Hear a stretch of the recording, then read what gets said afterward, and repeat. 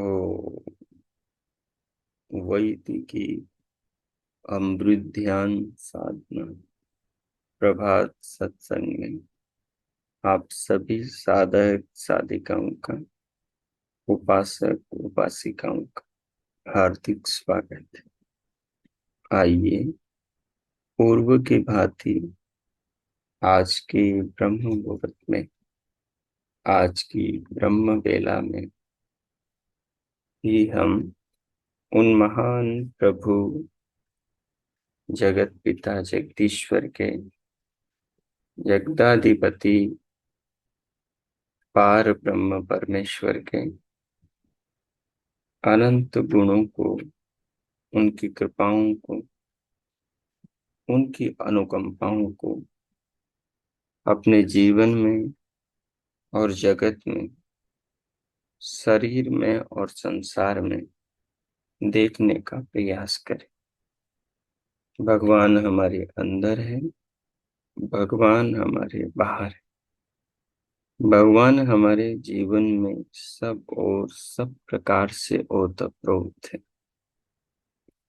हमारे पास जो भी कुछ है वो भगवान का है।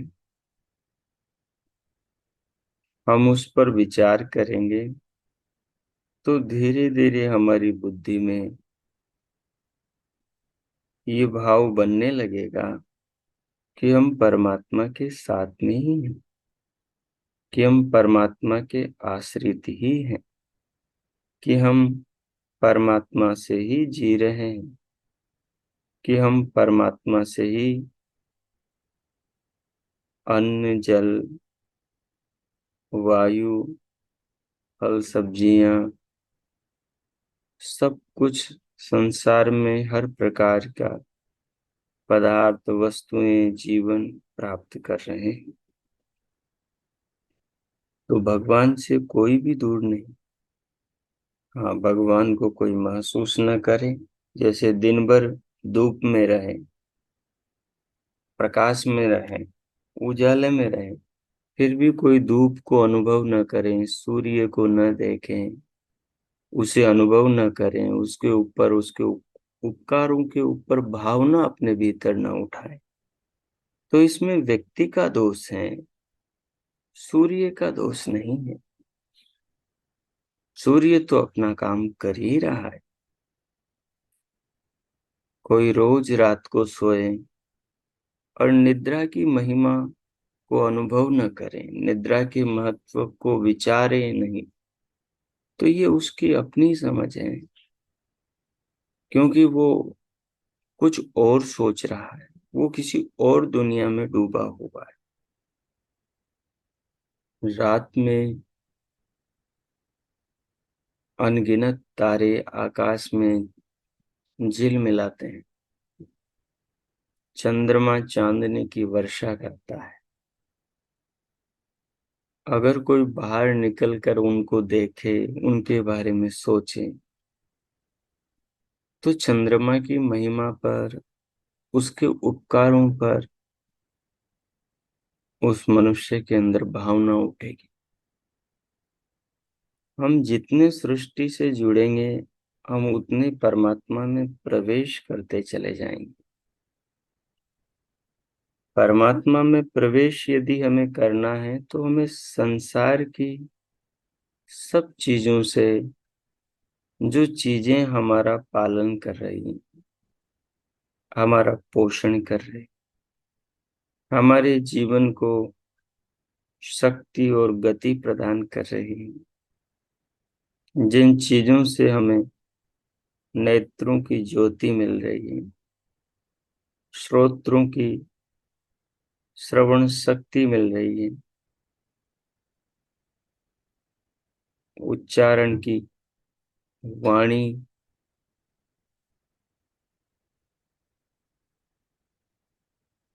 मन की मनन करने की शक्ति, शरीर के अंदर खाए पिए पदार्थों से जीवनी शक्ति की प्राप्ति हो रही है। ये सब ये सब प्रभु की व्यवस्था से ही हो रही है। आकाश में उमड़ घुमड़ कर दौड़ने वाले बादलों, ऊपर से मेह बरसाते हैं, पानी बरसाते हैं।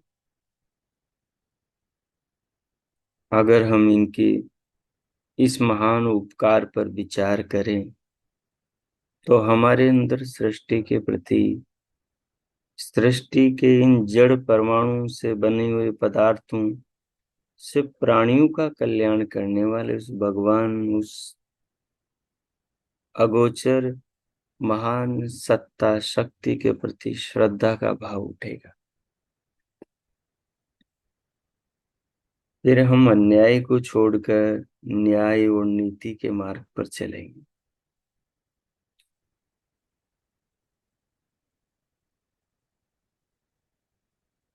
लेकिन हम खुली आंखों के भी उसे नहीं देख पाते जब अज्ञान से, जब माया से, जब लोभ से, जब मोह से, जब संसार की ऐशनाओं से भरे होते हैं। तो जो हमारे अंदर बाहर आस पास आगे पीछे प्रभु के हजारों कार्य चल रहे हैं, जिन कार्यों से पूरे संसार के प्राणियों का पालन पोषण हो रहा है, वो सारे के सारे जो कार्य हैं वो सब प्रभु की ओर से, उनकी व्यवस्था से चल रहे हैं।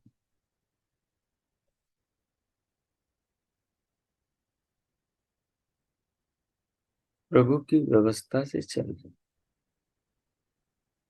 उन कार्यों के कारण ही तो हम जीवित हैं। उन कार्यों के कारण ही तो हमारा जीवन है। अगर वो कार्य नहीं होते तो हमारा जीवन कहाँ होता। अगर ऑक्सीजन न बने तो जीवन कहाँ हो। अगर सागर का खारा पानी मीठा बनकर न बरसे तो जीवन कहाँ हो। पानी न बरसे तो किसान बीज कैसे बोए, और किसान बीज नहीं बोएगा तो फिर ये नाना प्रकार के अन्न, दालें, साकें, गेहूं, चना, ज्वार, बाजरा, मूंग, मेथी, आलू, टमाटर, भिंडी, पालक, ज्वार, ये सब कहाँ से आएंगे। कहाँ से ये फल आएंगे, सब्जियां आएंगी, दालें आएंगी। तो भगवान के तो अनंत कार्य सृष्टि में चल रहे हैं, और कर्ता हमेशा कार्य के साथ में होता है। सृष्टि में पृथ्वी के अंदर हजारों कार्य चल रहे हैं, समुद्र के अंदर हजारों कार्य चल रहे हैं, प्राणियों के शरीरों में हजारों कार्य चल रहे हैं। सारा जगत प्रभु के कार्यों से झिलमिला रहा है। सारा जगत प्रभु की व्यवस्थाओं और नियमों के गीत गा रहा है। अब वो दृष्टि हमारे अंदर विकसित होनी चाहिए कि हम उस भगवान की विश्वव्यापी महिमा को, जो चिल्ला चिल्ला कर, जो इशारे कर करके हमें जगा रही है, फिर भी हम सोए हुए हैं, हम जागते नहीं। क्योंकि हमारा ध्यान धन इकट्ठा करने में, हमारा ध्यान राग द्वेष करने में, हमारा ध्यान इधर उधर की बातें करने में, हमारा ध्यान अपने अंतकरण में इकट्ठे किए अनावश्यक विचारों के जाल में फंसे रहना में ही बना रहता है। या तो हम किसी की निंदा कर रहे होते हैं, द्वेष कर रहे होते हैं, या फिर हम किसी के राग या मोह में होते हैं, या किसी के अपयश में, या फिर हम खाने पीने में होते हैं, या अन्य फिर हम भोगों में लिप्त होते हैं, वासनाओं में लिप्त होते हैं। संसार की चीजों में, पंच इंद्रियों के विषयों में हम बुरी तरह कैद होते हैं। उससे हमें समय मिलता ही नहीं कि हम जगत का थोड़ा अध्ययन कर लें, हम सृष्टि पर विचार कर लें, जगत में बैठे भगवान का हम ध्यान कर लें। भगवान को हमारे सामने प्रकट करने वाले आलंबन एक नहीं, दो नहीं, 10 नहीं, 100 नहीं, लाख नहीं, करोड़ नहीं, अरबों खरबों नहीं, अनंत हैं, अंतहीन है। आप लिखने लगेंगे तो आपकी स्याही, आपके कागज कम पड़ जाएंगे, आपकी आयु, आपकी जिंदगी कम पड़ जाएगी। लेकिन भगवान के उपकारों को पूर्ण रूप से वर्णन, पूर्ण रूप से लेखन नहीं कर पाएंगे। इतने अनंत उपकार हैं प्रभु के, हर पल हम पर हो रहे हैं, लेकिन हमारा ध्यान उधर जाता है। जब हम बीमार होते हैं, असहाय हो जाते हैं, कोई सहारा हमें दिखाई नहीं देता, तब भगवान हमें याद आता है। जब कोई हमारे साथ बुरा करे, अन्याय करे, तो भगवान हमें याद आता है। जब हमें कोई रोग आ जाए, कोई बीमारी घेर ले, कोई बड़ा रोग पैदा हो जाए और मौत बार बार दिखाई दे, हाय मरे, हाय मरे, हाय मरे, तो भगवान याद आता है। जब हम स्वस्थ हो, शरीर में बल हो, चेहरे पर चिकनाई हो, ललाट में तेज हो, भुजाओं में बल हो, तो संसार के विषय याद आते हैं, तो संसार के भोग याद आते हैं। संसार के विषयों के प्रति आकर्षण का ज्वार उमड़ा रहता है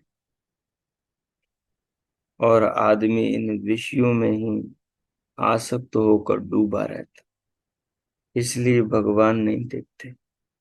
भगवान का ध्यान कैसे करें, लोग पूछते हैं। भगवान को प्राप्त कहाँ करें, कहाँ दिखता है, कैसे माने, लोग पूछते हैं। अरे भाई, भगवान कहाँ नहीं है, वायु कहाँ नहीं है।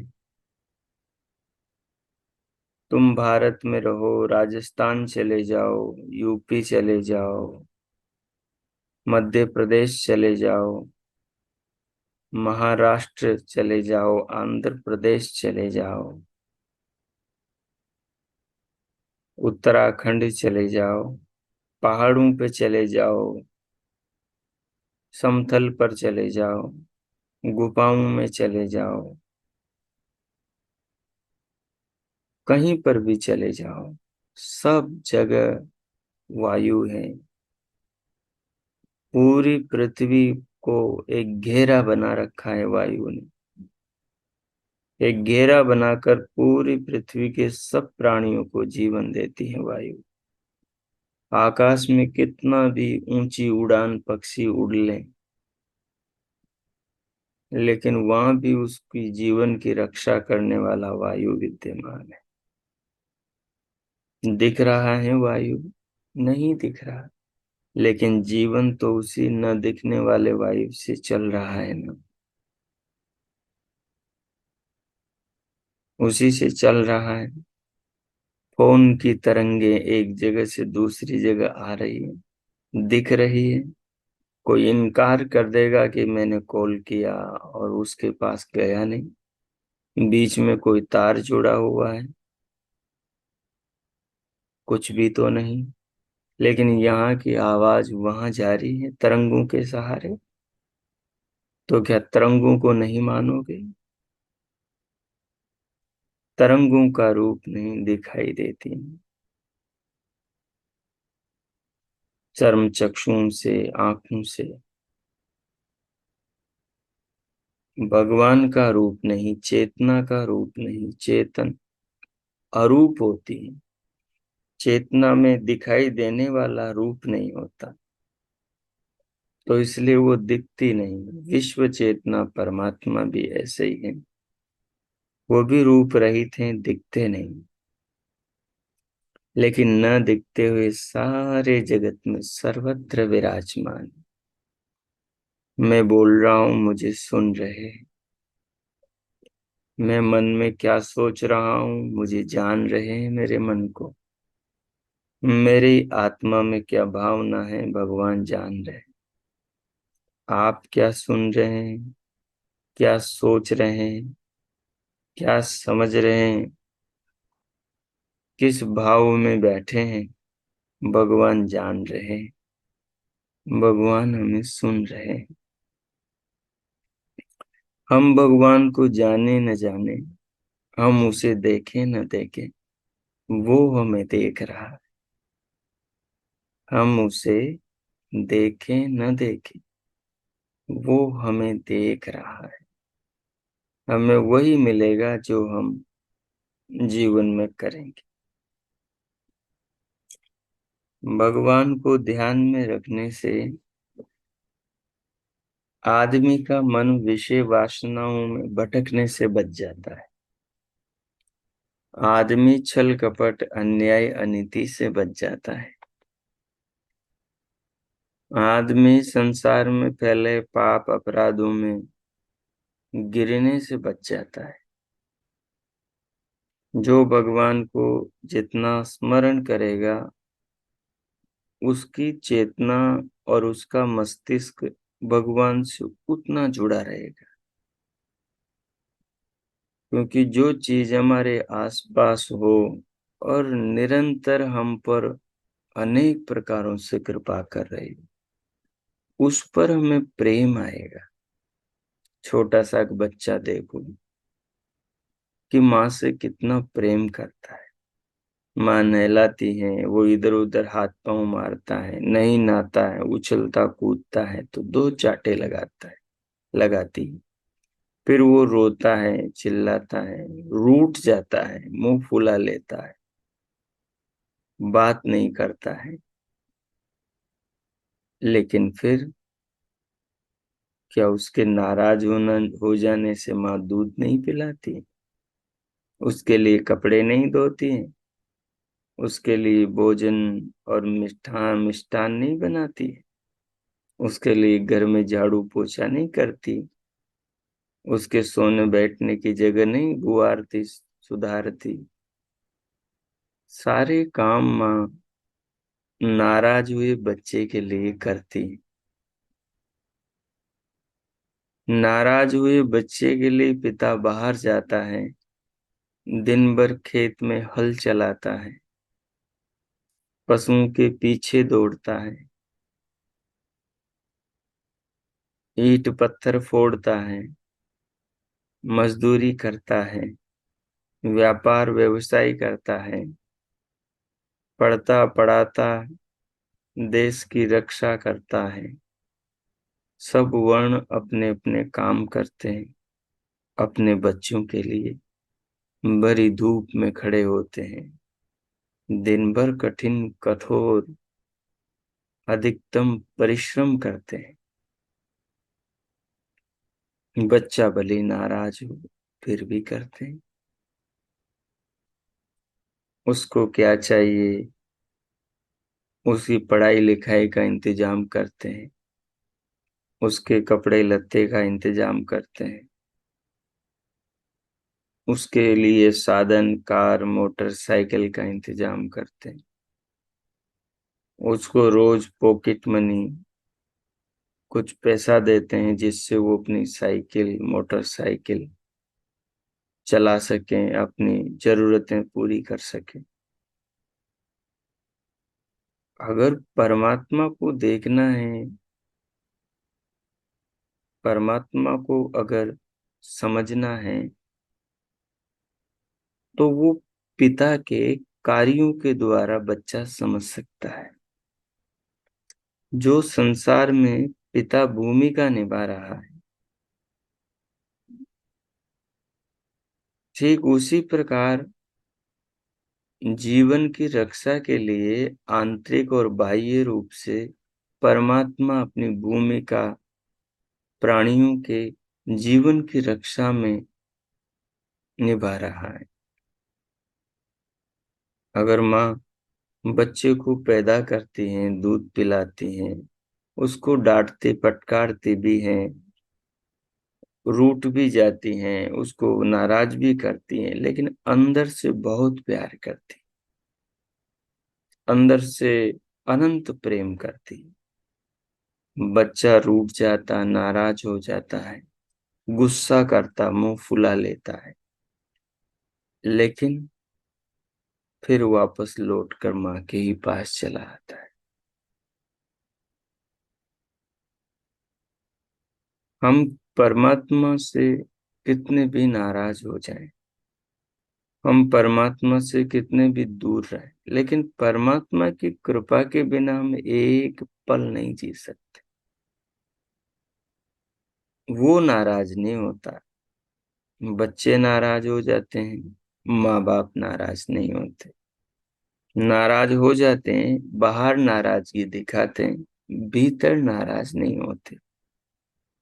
ये भीतर से प्रेम करना और बाहर नाराजगी दिखाने को ही शास्त्र में, वेद में मन्यु कहा गया है। और परमात्मा कैसा है? मन्यु करने वाला है। इसलिए भगवान से प्रार्थना करी, हमारे पूर्वजों ने, कि प्रभु हमें भी मन्यु स्वभाव वाला बनाओ। मन्यु रसी मन्यु मई देहि। मन्यु कहते हैं बाहर से कठोरता का व्यवहार कुछ, और मन में प्रेम का भाव, मन में सामने वाले की उन्नति का, उसके जीवन की रक्षा का, उसके उत्थान का, उसके भले का भाव मन में रखना, और बाहर से उसको डांटना, रोकना, थोड़ा कठोर व्यवहार करना। अंदर से प्रेम बना रहे तो बाहर सुधार में व्यक्ति के प्रयास विशेष होते हैं। और अगर अंदर से द्वेष जाग उठे, ईर्ष्या जाग उठे, तो फिर आदमी का स्वभाव बाहर से कठोर नहीं, क्रुद्ध होता है, क्रोधी स्वभाव हो जाता है। फिर आदमी अध्यापक नहीं, फिर आदमी विनाशक बन जाता है। अध्यापक वही है जो आत्मा में करुणा की भावना रहकर विद्यार्थी के साथ बाहर कठोरता का व्यवहार करे, ताकि विद्यार्थी डर के मारे सब महत्वपूर्ण चीजों को पढ़ ले और समझ ले, ताकि जीवन भर आगे सुख शांति और उसके जीवन में किसी प्रकार की कोई कमी न हो।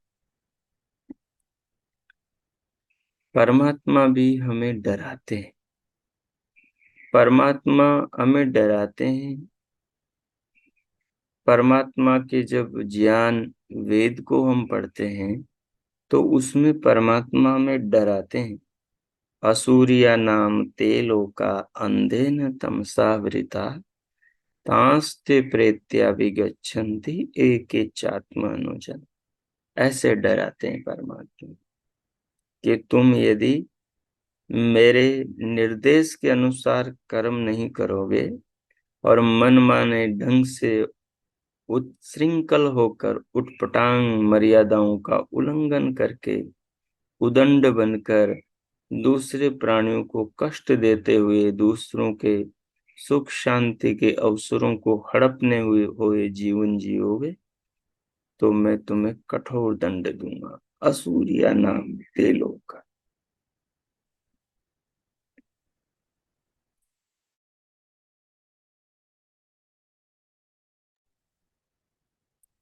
असुर भाव से युक्त जो लोग हैं, असुर अर्थात जहाँ ज्ञान का प्रकाश नहीं, अर्थात जहाँ कष्ट ही कष्ट, दुख ही दुख है। आदमी जब अंदर से बुरा हो जाता है ना, तो वो एक को नहीं हजारों को दुख देता है। घर में माँ बाप को, पति पत्नी को, अपने पीहर वालों को, अपने ससुराल वालों को, अपनी संतानों को, अपने बंधुओं को, अपने हितैषियों को, सबको दुख देता है। जो आदमी झूठ बोलता है, छल करता है, कपट करता है, चोरी जारी करता है, मर्यादाओं का उल्लंघन करता है, वो पूरी सृष्टि के लिए विरोधी जीवन जी रहा है।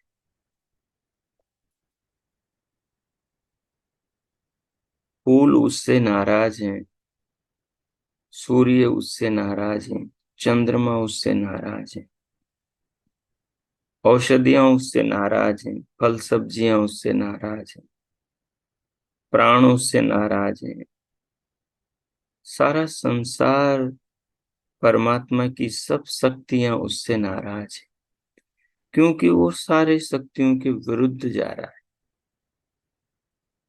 और जो सब उसके ऊपर अनुराग की, प्रेम की, करुणा की वर्षा करने वाली शक्तियों के खिलाफ काम करें, उसका मंगल कैसे हो सकता है? अगर आदमी नशा करे, व्यसन करे, अगर आदमी मांस मदिरा पिए खाए, तो ये वो प्रकृति के विरुद्ध जा रहा है। प्रकृति उसका कल्याण चाहती और वो अपना बुरा कर रहा है। उससे उसके विचार अपवित्र होंगे, उससे उसका रक्त बदल जाएगा, रक्त बदलने से उसकी बुद्धि बदल जाएगी। वो आक्रामक और नकारात्मक और शोषण करता हो जाएगा, हत्यारा हो जाएगा। जब वो दूसरे के हितों को मार के खाता है, अवसरों को छीन लेता है, तो वो हत्यारा हो जाता है, पापी हो जाता है। ऐसे पापी को भगवान दंड नहीं तो और क्या देंगे, क्योंकि उनकी सांसारिक कल्याण की व्यवस्थाओं का ये आदमी दुरुपयोग कर रहा है अपने स्वार्थ के लिए। तो जब तक संसार में हम परमात्मा के करुणा को, उनके प्रेम को, उनकी जो व्यवस्थाओं से हम पर बरस रहा है, उससे अनुभव नहीं करेंगे, तो हमारा हृदय अंतकरण पवित्र नहीं होगा। माँ बाप बच्चों को कैसे खुश करते हैं, बच्चे माँ बाप से कैसे खुश होते हैं? उन्हें खाने पीने की अच्छी चीजें चाहिए। छोटे छोटे बच्चे माँ, पिताजी, भाई कोई आम लेकर आए, कैसे उछल पड़ते हैं। अमरूद, अनार, संतरे लाए, कैसे कूद पड़ते हैं। मिठाई लेकर आए, तो कैसे बच्चे नाचते हैं कि पिताजी खाने को कुछ लाए हैं, मिठाई लाए हैं, ये लाए हैं, वो लाए हैं। परमात्मा कितनी मिठाई हमें खिला रहा है, कितनी चीज हमारे लिए संसार में बना रहा है। कैसे प्रत्येक पल हमें भूलता नहीं, हर पल हमें श्वास देकर जीवन की रक्षा करता। अब हम जानबूझ करके श्वास न लें तो हमारी मर्जी है, तो फिर हमारी मृत्यु होगी। अगर हम जानबूझकर इस वायुमंडल को जहरीला बना दे, हजारों फैक्ट्रियां खोलकर उनसे जहर पैदा करें और ये वायुमंडल में फैला दें, तो ये अपना विनाश हम ही तो कर रहे हैं। परमात्मा की शक्तियों और नियमों का दुरुपयोग हम ही तो कर रहे हैं। फल भी हमें ही मिलेगा। तो मनुष्य को ज्ञान चक्षु खोलना चाहिए और संसार में आजू बाजू सब और देखना चाहिए कि भगवान कितनी उस पर कृपा कर रहे हैं। परमेश्वर निराकार है और सारे ब्रह्मांड को अपने एक ही क्षेत्र में धारण कर रखा है। 3 भाग भगवान के खाली हैं। एक ही भाग में सारी दुनिया बसी हुई है, पूरे लोकांतर है।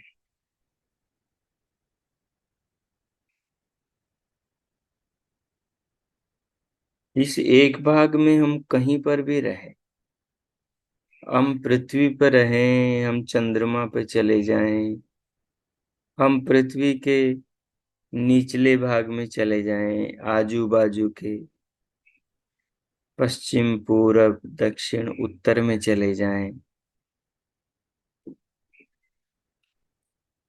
हम कहीं पर भी चले जाएं, लेकिन परमात्मा की करुणा सर्वत्र बह रही है। परमात्मा का प्रेम सर्वत्र बह रहा है।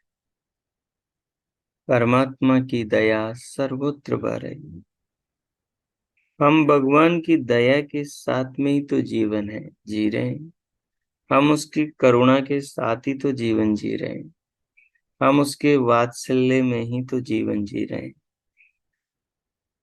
हम उसके स्नेह में ही तो जीवन जी रहे हैं। कभी वो हमें श्वास नहीं देता हो, कभी वो हमारे जीवन की जरूरी की रक्षा की चीजें बनाना बंद कर दे रहा हो, भगवान की कृपा सतत हो रही है। हर जन्म पर हम पर कृपा होती है। अब हम ही जन्मों से छुटकारा ना चाहें, हम ही अविद्या का नाश न करें, बुरे विकारों का विचारों का विनाश न करें, उनसे उत्पन्न प्रवृत्ति का विनाश न करें, प्रवृत्ति से उत्पन्न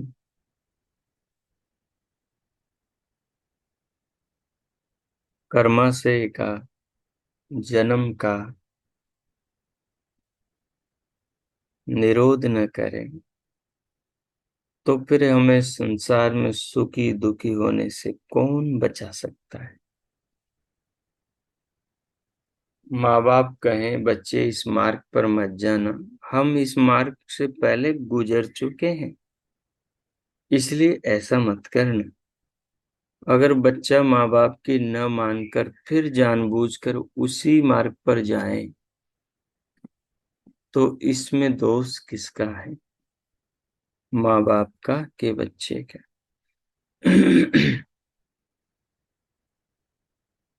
सारे ऋषि मुनि हमारे पूर्वजों ने हमें अपने शास्त्रों में उपदेश दिया। संसार की सब धन संपदा यहीं रह जाती है, आदमी के संस्कार ही साथ जाते हैं। संसार में कोई किसी का नहीं, एक दिन सब छूट जाते हैं। सब अकेले आते और अकेले जाते हैं। जो भी इकट्ठा करते हैं वो यहीं रह जाता है, साथ कुछ नहीं जाता। वायु रेगिस्तान में वेग से रेत को उड़ाकर एक जगह टीला बना देती है,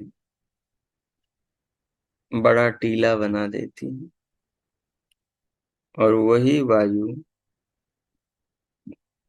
थोड़ी देर बाद में कुछ दिन बाद में जब दोबारा वेग से आती है, उस टीले को कहीं और बना देती। ऐसा ही चलता रहता है। संसार में परमात्मा हमारे लिए इस जन्म में भी, पिछले जन्मों में भी, अगले जन्मों में भी सदैव घर बना रहे हैं। हमारा घर हमारा शरीर है। इस घर की रक्षा के लिए पंचभूतों के माध्यम से इस शरीर को निरंतर शक्ति दे रहे हैं।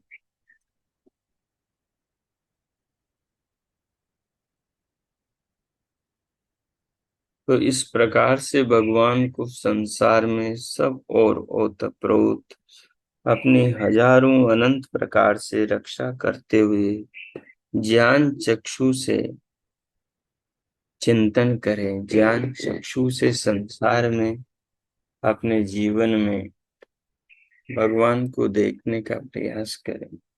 आपको सब और प्रभु मिलेंगे। अब मैं अगले 10 मिनट मौन होता हूँ। आपने जो चिंतन अभी सुना है, ध्यानस्थ होकर इस पर ध्यान करें। किसी आसन में व्यवस्थित होकर बैठ जाएं। कमर, पीठ, गर्दन को सीधा कर लें। नेत्रों को कोमलता से मूंद लें और सिर से पांव तक पूरे शरीर को अनुभव करें। बाहर से भीतर आने वाले प्राणों को लंबा गहरा लयबद्ध करते हुए धीरे धीरे भीतर लें, अनुभव के साथ कि ये प्राण मेरा जीवन है। संसार के सारे सुख, सारी उन्नति, प्रगति, वैभव, सारी योग्यता, डिग्री, प्रतिभा, यश, प्रतिष्ठा सब इस प्राण की देन है। इस प्राण को प्रणाम करो और इसके बनाने वाले प्राणेश्वर परमात्मा को भी प्रणाम करो। जैसे ये प्राण नहीं दिखाई दे रहा, वैसे ही प्राण का बनाने वाला परमात्मा भी नहीं दिखाई दे रहा, क्योंकि ये दोनों ही अरूप है। ये अरूप शक्तियों का, ये अरूप जीवन के रक्षा करने वाले प्रकृति और परमात्मा का अनूठा रूप है। इसे प्रणाम करो, धन्यवाद करो। और इसके जैसे अनंत जो जीवन में रंग बिखरे हैं, प्रभु की शक्तियां पालन पोषण करने की विचरण कर रही, उन सबका धन्यवाद करो, उन्हें अनुभव करो। कितनी अद्भुत चीजें हैं। भगवान को प्रणाम करो। मन ही मन प्रभु के नाम का मानस जप करो। दिव्य नाच सुनो, दिव्य प्रकाश देखो और इस पावन चिंतन में उतर जाओ।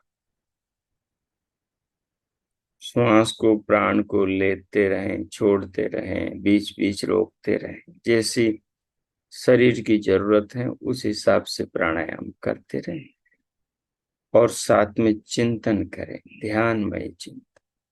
मैं मौन होता हूँ। अगले 10 मिनट आप ये पावन चिंतन करेंगे और अपने अंतःकरण को, हृदय को पावन करेंगे।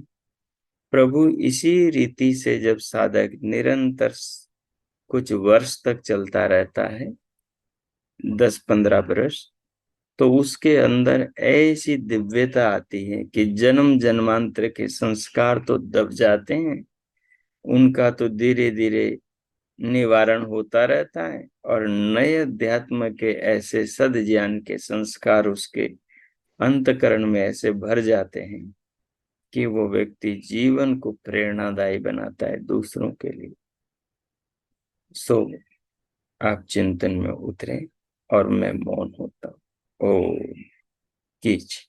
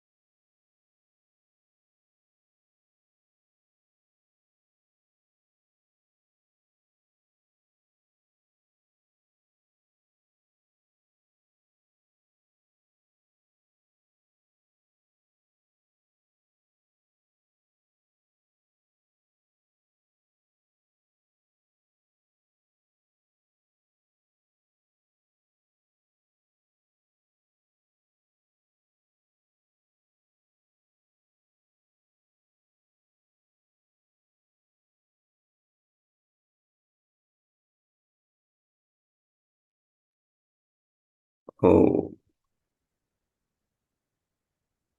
हो। इस प्रकार प्रभु का जीवन और जगत में, पिंड और ब्रह्मांड में, शरीर और संसार में गहराई से, व्यापकता से, सूक्ष्मता से, व्यवहारिक रूप से विचार विनिमय ध्यानमय चिंतन करते हुए जो आपने समझा, अनुभव किया, महसूस किया, उस भाव को आत्मसात कर लीजिए। और ये भावना व्यवहार में भी बनी रहे, दिन में भी, घर के, परिवार के, ऑफिस के, व्यवसायी, व्यापार करते हुए भी ये भावना बनी रहे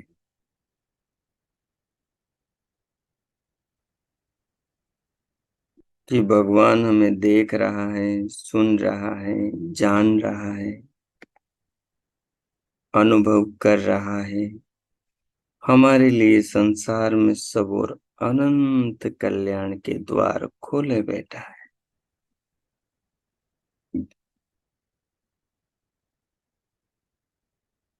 वे करुणा सिंधु है। वे हमारे पिता माता है, गुरु आचार्य है। यदि भगवान के समग्र कल्याणकारी स्वरूप को एक शब्द में समेटना हो तो वो शब्द प्रभु का नाम ओम है। ओम का अर्थ सर्वरक्षक है। भगवान सर्वरक्षक है।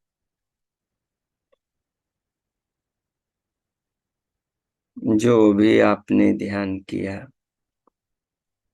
किस किस प्रकार से प्रभु हमारी मदद, हमारी रक्षा, हमारे जीवन के निर्माण के लिए संसार में अनंत पदार्थों का निर्माण कर रहे हैं।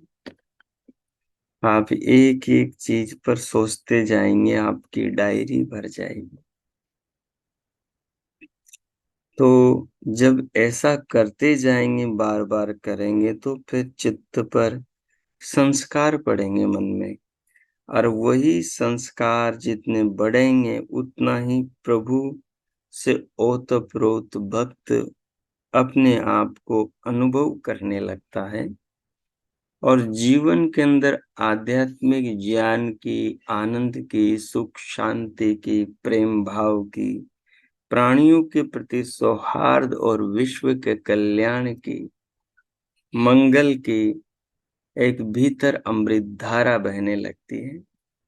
उस अमृत धारा में साधक स्वयं भी निहाल होता है और जो भी उसके संपर्क में आता है उसे भी वो निहाल करता चला जाता है, उसे भी वो आनंदित करता चला जाता है।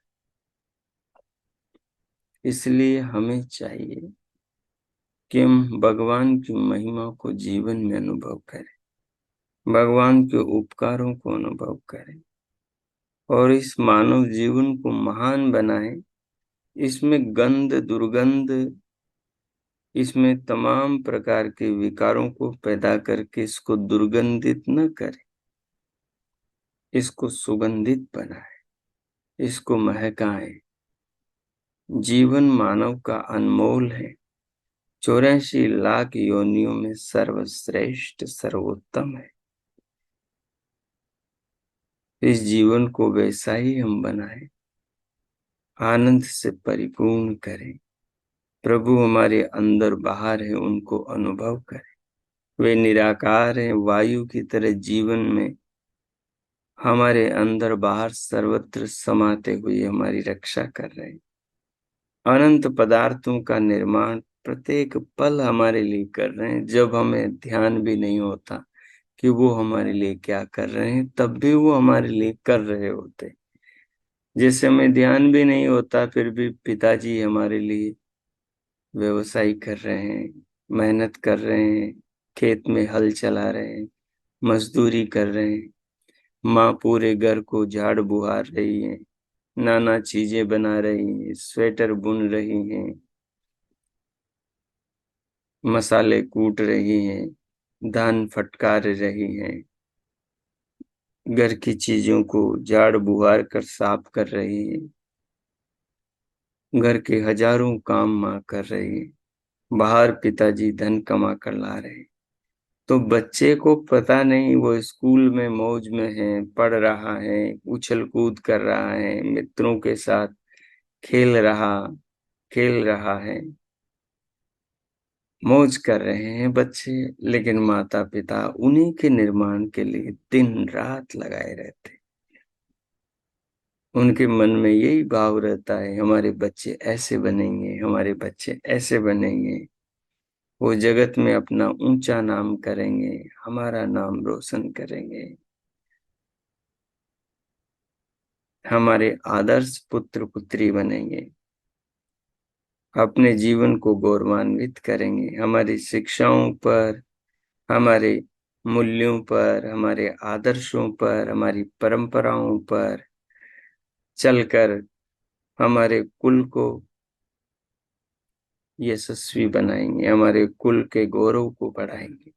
ऐसा पिता माता सोचते हैं, ऐसा गुरु आचार्य सोचते हैं अपने शिष्यों के बारे में, अपने पुत्र पुत्रियों के बारे में। ऐसा ही भगवान हम सबसे चाहते हैं कि हम भगवान के वेदों को पढ़ें, और वेदों में जो भगवान ने ज्ञान दिया, उस ज्ञान के हिसाब से जीवन में उत्कर्ष की भी ऊंचाई की अंतिम सीमा को छुएं, उत्कर्ष के भी शिखर पर पहुंचे, वैभव भी अनंत प्राप्त करें, और संसार में भी अपने वैभव को, कीर्ति को, यश को चहुं दिशाओं में फैलाएं, लेकिन अपने आत्मा को भी महान बनाएं। बिना आत्मा को पवित्र बनाए, पवित्र काम करें, संसार में याद नहीं रखेगा। याद तो रावण को भी रखते हैं, कंस को भी रखते हैं, दुर्योधन को भी रखते हैं, लेकिन एक को जलाते हैं, दूसरे को गालियां देते हैं, दूसरे की निंदा करते हैं, तीसरे। जीवन ऐसा हो कि प्रेरणा लें, जीवन ऐसा हो कि लोगों को प्रेरित करें, जीवन ऐसा हो कि आदर्श बने, उजाला बने, लोगों का पथ प्रदर्शक बने। ये सब कब हो सकता है? जब हम भगवान के, माता पिता के वसूलों पर, आदर्शों पर, वेद ज्ञान पर चलेंगे, तब होगा।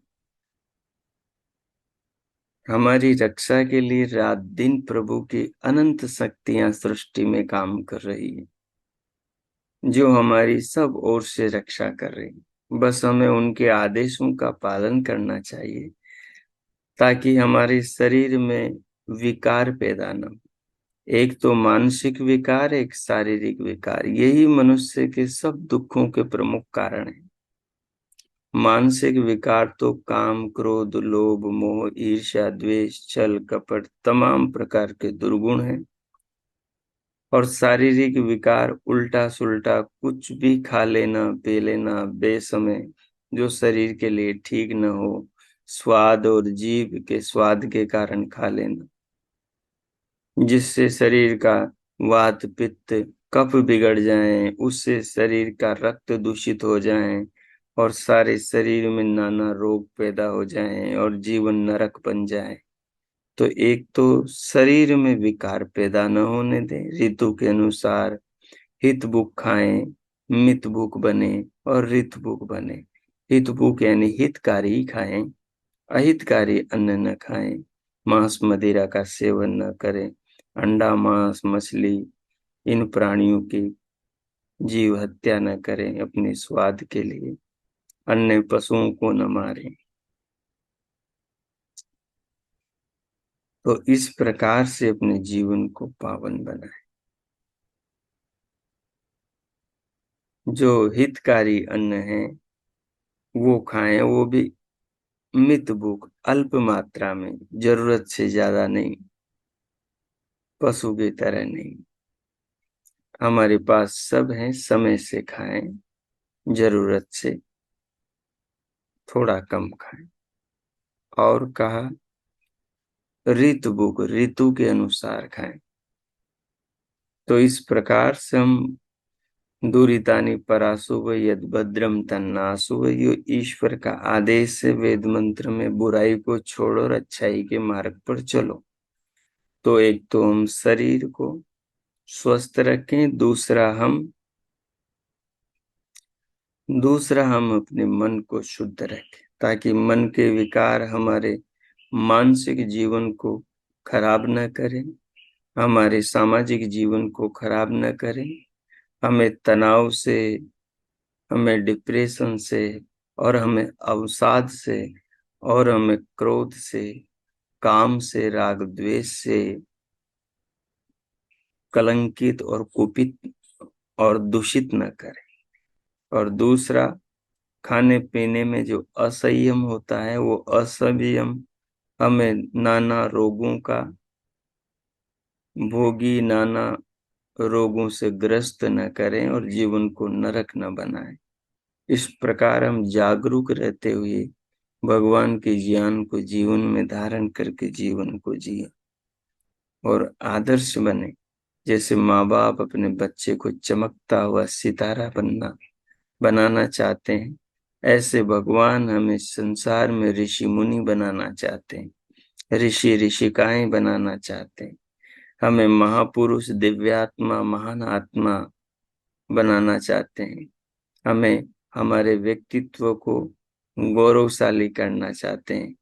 भगवान चाहते हैं हम दिव्य बने, महान बने, अद्भुत बने, कीर्तिवान बने, यशस्वीवान बने, 100 वर्षों से ज्यादा, 200, 300, 400 साल तक जीने वाले बने, अच्छी संतानों के पिता, अच्छी संतानों की माता, अच्छे लोगों के बंधु बने।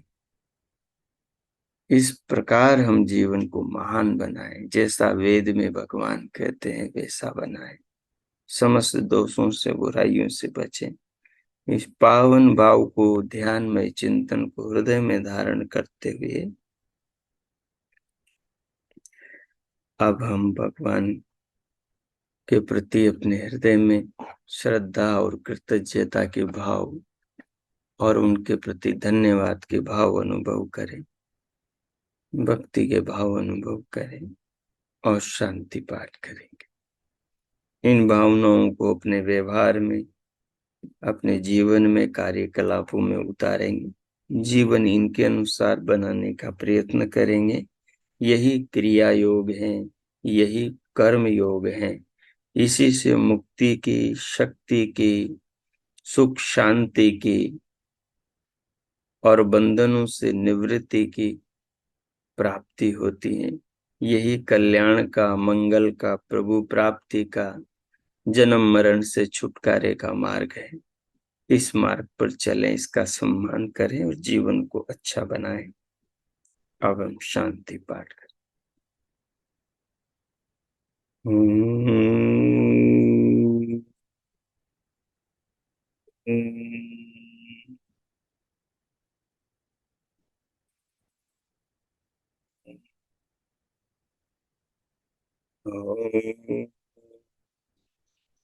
शांति शांति शांति। ओ, आज का आप सबका दिन शुभ हो, मंगलमय हो। प्रभु सबका मंगल करे, सबके लिए बहुत बहुत मंगल कामनाएं, बहुत बहुत शुभकामनाएं। इति ओम शांति। अब इन पावन भावों को हृदय में रखते हुए दोनों हथेलियों का परस्पर घर्षण करें और उष्ण हथेलियों से पूरे मुखमंडल का स्पर्श करें।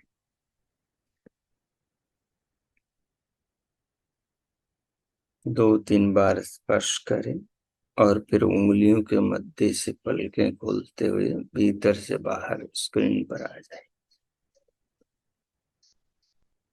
सहज हो जाएं। और अब किन्हीं को कुछ पूछना हो तो पूछ सकते हैं, उनका स्वागत है। हो।